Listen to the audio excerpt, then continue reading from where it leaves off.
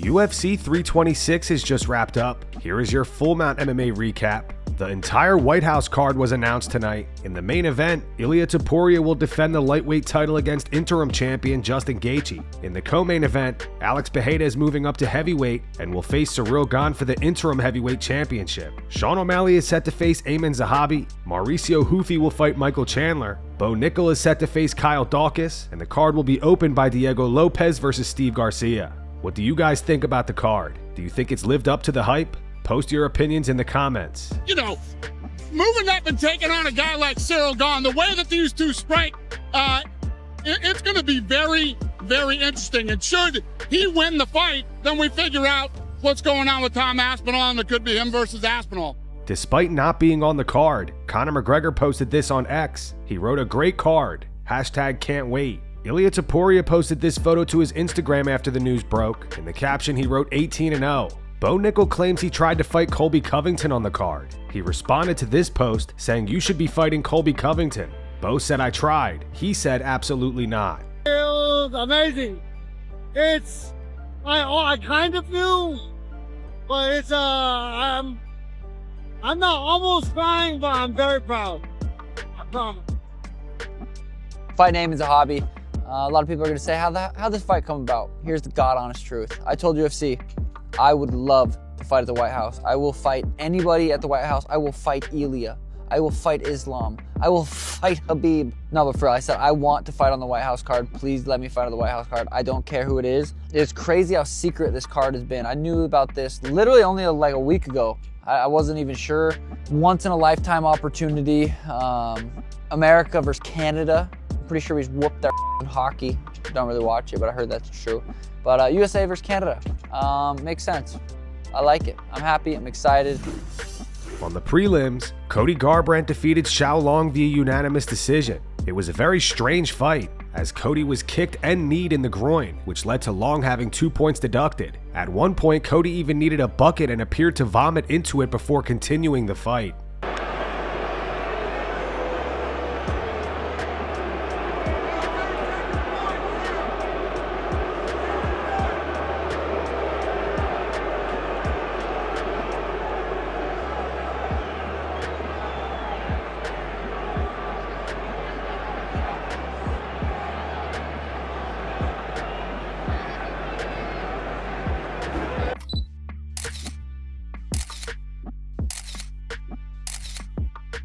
I know that kid was, that's what he fights. He fights all out. I mean, hollering, screaming, you know, throwing everything heavy. I knew that was happening. You know, inverted fouls, you know. And I know it's part of it, but man, there was so many of them. You know, we clashed heads. I went for a feint takedown. It was coming up and we clashed heads and, you know, put him on his and I could have jumped on him right there, but, you know, I've been a veteran of the game and that's not how I would want to win or how a fight happens. So, you know, pulled off, made sure he's all right. Then, you know, I got a couple bad end calls on myself, and that really hurt. I've never been hurt that bad from a groin shot. I mean, I was just dry heaving, and then, you know, the crowd got behind me, so I was like, I had to get up and keep fighting. And then it happened right again. So I never saw two nut shots, you know, deducted points. So I'm like, you know, but I don't want to finish a fight like that. So I tried to get on my wheels, get my offense back going, and you know, I just, you know, kind of was a little bit of the wind was out of my sail after that. But, you know, I tried to fight in there tough, find the openings and take him out. But he's a tough young kid, you know, coming from China, first fight in the States, first fight on a huge card, fighting a former world champion. I knew I was going to expect a kind of fight like that. Yeah, you know, just stay present, stay engaged. You know, I looked over at my coaches and they were just telling me to breathe and stay calm. And, you know, as crazy as I am and hot-headed I am, you know, probably a younger version of myself would have just, you know, you just went and sent it. I tried, you know, I tried to, and then obviously we got another inverted foul, low shot. So, you know, definitely not my veteran experience and being in there so long, so many times. And he was playing in the crowd too, you know, his, like I said, his first fight in the States. Hats off to him. He's a really tough kid. You know, they got a lot of good fighters over there in China at the Shanghai UFC Performance Institute, so hats off to him. Oh, you know, just get back to training with my coaches and teams, keeps just evolving, progressing. You know, really had a good camp, had fun out there. Obviously, it was a weird fight, strange fight to get things going, but man, just build off this momentum and keep going. To kick off the main card tonight, Gregory Rodrigues defeated Brunno Ferreria via knockout in the first round. With the win, RoboCop avenged the knockout loss he suffered to Ferreira in their first meeting back in 2023.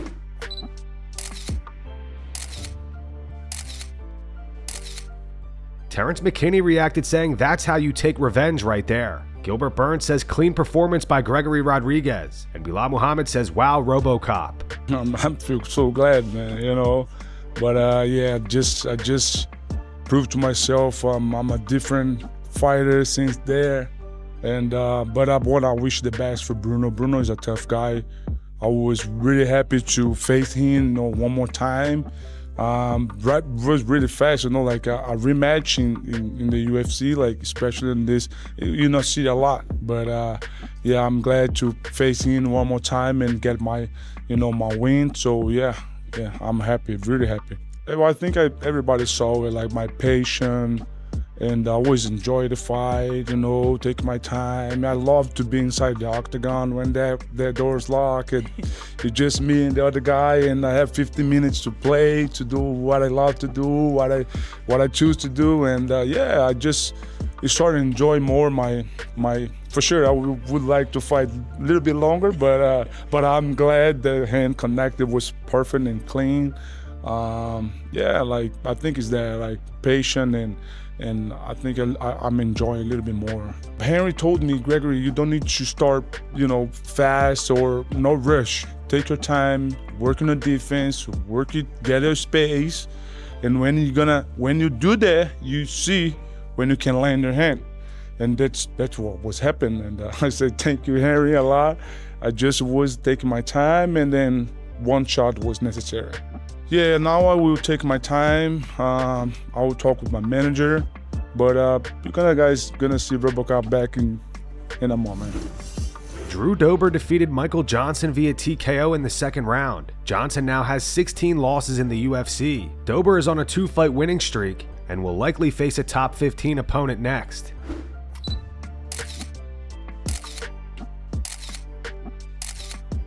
Derek Brunson reacted saying, damn, Michael Johnson was winning that fight until he wasn't. Alan Jouban reacted saying, cover distance with the hook, finish with the straight. Each punch longer than the next. Perfectly done. Dober is a bad man. And Terrence McKinney says, damn, bro really dented his head. Ain't no way, call the doctors ASAP. I mean, it was fantastic. I mean, Michael Johnson is a monster, and he is very talented. And to get a win over him just means a lot to me, and we're going to keep this streak rolling. I had no idea. I came in with zero anticipation or prediction. I just wanted to react to what Michael Johnson, because I think I got the best MJ version of MJ in this fight, and I was able to showcase my abilities. I mean, that was the result. I have a tendency of getting ahead of myself, causing more damage to myself than my opponents do. And in my older age, I've been able to mature and learn to be in the present moment. And we had to lose the first round to eventually take advantage of that second. I just made some reads. Michael Johnson was fighting a very specific way, throwing his jab, and the way he was moving while defending. So in the second round, I just started taking advantage of what I read, and then setting up my cross. I think he was waiting for that nervous entry to come out. He knows that I'm a knockout artist, and so he thought I was going to come out in that first round guns blazing. I held it back, and I wanted to be unpredictable, and now I just saw how his head was moving, and then we found the chin. I mean, that's Drew Dober. That's how Drew Dober fights. I wear my heart in my hands every time I'm in the cage, and man, I love that CBS was able to see one of my best performances, and there's more to come. I mean, I definitely want more fights. The more, the merrier. I want to keep doing this, especially since time's not on my side, and so we're going to keep wrapping this up. So right now, I'm just going to go home and be a stay-at-home dad for a little bit, but as soon as the UFC calls, I'm ready to go. Raul Rosas Jr. defeated Rob Font via unanimous decision. At 21 years old, Rosas will likely now be ranked in the top 15 in the bantamweight division.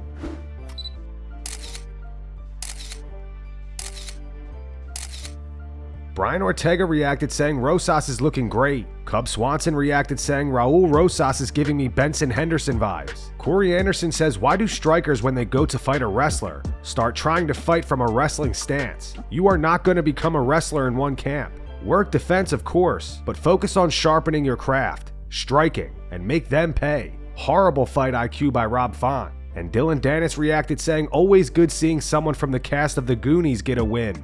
Nah, surreal.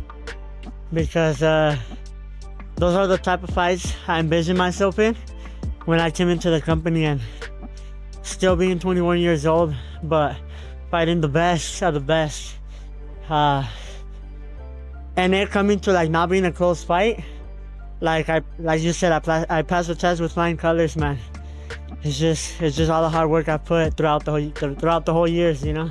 It was gonna go really smooth like that. You know, I know God was with me, so I was really calm throughout the whole process, like before the fight. And then the fight was so calm, and I saw everything. I knew to not rush the takedowns, and whenever he would try to come close, I would take him down. And I thought it was gonna go clean like that, but the other plan was to, if it wasn't clean like that, plan B was to just exchange with him, like make it a boxing match. But I'm glad we didn't have to go there. Good, especially like how calm I am in defeat. Like I'm not uncomfortable. I'm calm. I'm moving. If you give me a takedown, I'm gonna take it. But otherwise, if you don't give it to me, I'm gonna be calm in there, you know.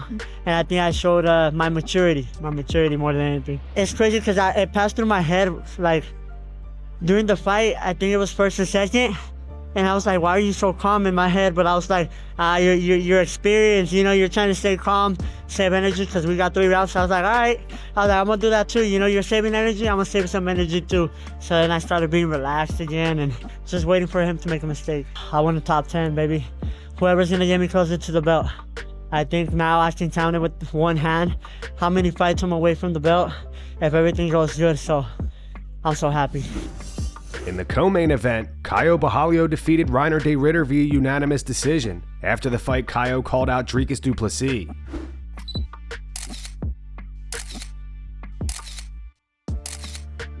Many people disagreed with the 30-27 scorecards. Nasruddin Imavov reacted saying, yeah, we got some work to do for the high level, boys. Terrence McKinney says a lot closer fight than I expected. Good job, Caio. Brian Ortega congratulated Caio and the Fighting Nerds, and the MMA Guru reacted saying, F Borralho for all those cage grabs in round 1 and 2. Only reason the Fighting Nerds are popular is because of Prates, Hoofy, and Silva. Boring little freak with no highlights cheating his way to victory. Cheat in the UFC, there is no punishment. I'm feeling amazing, man. You know, I fought 6 times here in Vegas and never in T-Mobile, and now the 7th time is in T-Mobile. Something that I envisioned since my first fight here in Las Vegas, and I just feel blessed, proud of me and my team, and let's go to another one. Vegas is my house. Vegas is my house.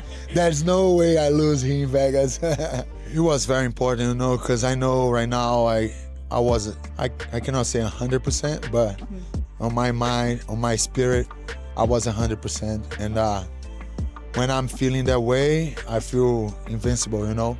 And I just got everything together, got present in all the moments of my life, and that's the Caio you guys see, you know? It's easier to prepare to a 3-round fight, right? But you need to be more intense, more aggressive, you know? I think you guys saw how I started aggressive this fight, how I was aggressive on this fight, so that's the way I need to approach a 3-round fight over like that. And I think I did a great job, you know? I tried to KO this guy so much, because I promised that. I said that I was going to KO him to keep the fight standing, and I tried so much. I had time to show the level of my grappling to all the division, but I kept the fight standing, and I tried to knock him out, but the guy was tough, awkward, hard to connect the punches, but yeah, we got the job done. I'm proud that I came through this fight, even with some kind of things that I needed to do in the camp and all that, but the camp was good, amazing. And actually, I'm not proud only for myself, you know, I'm proud of my team. Those guys dedicated so much time on me, so much love with me, you know, that I just wanted to make them proud, you know. And I was the first guy from the Fighting Edge to get into the UFC, and now I was the last one to complete the comeback season. And the comeback season is just complete, and now it's the belt season.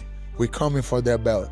I've been calling this guy since like my 2nd fight in the UFC. I think I called him out like 3 or 4 times, and he tweeted something like, oh, go get 2 more wins and then we can talk about. I got 8 wins now, brother. Where are you? Like, big respect for you. You're a great athlete, great fighter. You was a great champion, very dominant. But I want to test myself against you, so let's go, brother. Up here. After I beat him I'm the next in line, you know? And then I can avenge my loss if Imavov was the champion, or I can challenge another guy that was going to be the champion at the time, but I need one more, you know? And I'm ready to, you know? And in the main event tonight, Charles Oliveira defeated Max Holloway via unanimous decision to become the new BMF champion.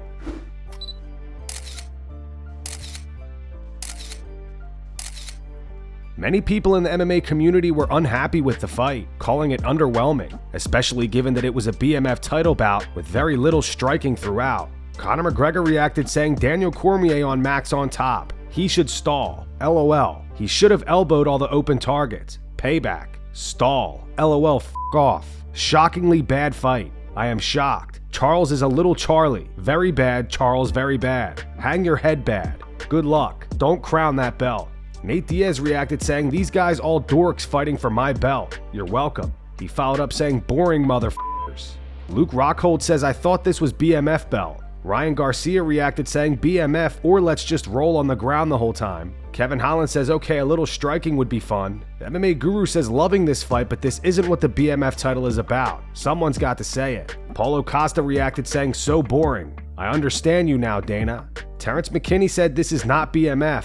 And Hamzat Chimaev reacted saying, this was crazy highlight fight, with a laughing crying emoji. The stream on Paramount cut out right before the third round, causing us to miss a significant portion of the action. Ariel Helwani writes, I'm getting the black screen of death on Paramount Plus. Anyone else? Stephen Thompson says, my stream just cut out. No. Jared Gordon says, my TV is blank. And Gilbert Burns wrote, my stream is killing me right now. Come on, Paramount. These dudes come here and talk a lot of crap. We come here, we do a lot of beautiful things for our family. We fight and we do great things for our kids. If this division got 2 BMFs, those 2 BMFs are Charles Oliveira and Max Holloway. And that's going to wrap it up for the news. Thanks for watching. For daily MMA news and content, subscribe to Full Mount MMA and click the bell icon to be notified when we post videos. Here are the 3 top comments from last video. The first one's from Bruce Bowles. It says, PFL got scammed by Francis. The second one's from Stickened. It says Corey versus Sean is the only fight to make for each of them. And the final one's from Reluctant Blumpkin. It says nice to see Ariel emerge from the tunnel under a street to give his MMA take. Those were the 3 top comments from last video. If you want to be featured in the next one, all you have to do is comment down below. And if you missed yesterday's news, click the video on screen right now to get caught up.